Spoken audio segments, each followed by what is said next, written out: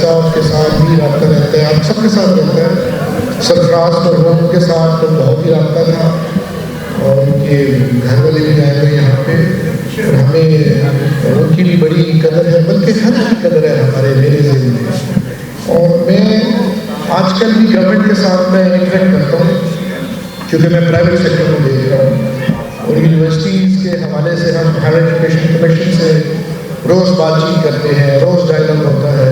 School sector میں بھی رہ کر پرائیویٹ اسکولز کا جو معاملات ہیں، بلکہ سب کے معاملات ہم ڈیل کرتے ہیں گورنمنٹ کے ساتھ.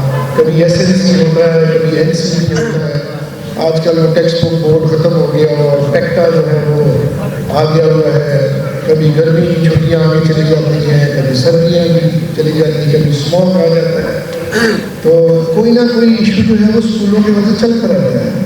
اس میں پھر ہمیں ملنے کا اتفاق ہوتا ہے اسکول ڈپارٹمنٹ کے ساتھ، ایچ ڈی کے ساتھ، ہائر ایجوکیشن ڈپارٹمنٹ کے ساتھ. تو وہ آپ کی نمائندگی جو ہے وہ ہوتی رہتی ہے.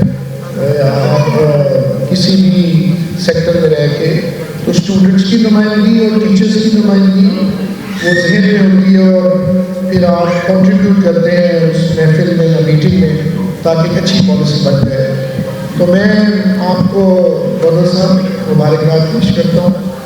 آپ نے بہت اچھا دور گزارا، اور مجھے یہ بھی خوشی ہے کہ جو بھی ہمارا دوست ساتھی ریٹائر ہوتا ہے تو ہمیں اس کو سیلیبریٹ کرنا چاہیے، کیونکہ اس نے بڑی اچھی لائف گزاری.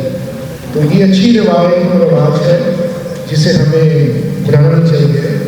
تو اب چونکہ آپ کی صحت تکڑی ہے محمد صاحب، تو ریٹائر تو آپ نے ہونا نہیں ہے، تو آپ کو ہم پرائیویٹ سیکٹر میں لے آتے ہیں، آپ کو بھی اچھی پوسٹ پہ لگا دیتے ہیں، یا تو اپنا اسکول کالج کھول دیتے ہیں تاکہ آپ کی جو ہے نا یہ ریٹائرمنٹ سے ہم فائدہ اٹھا دیں گے.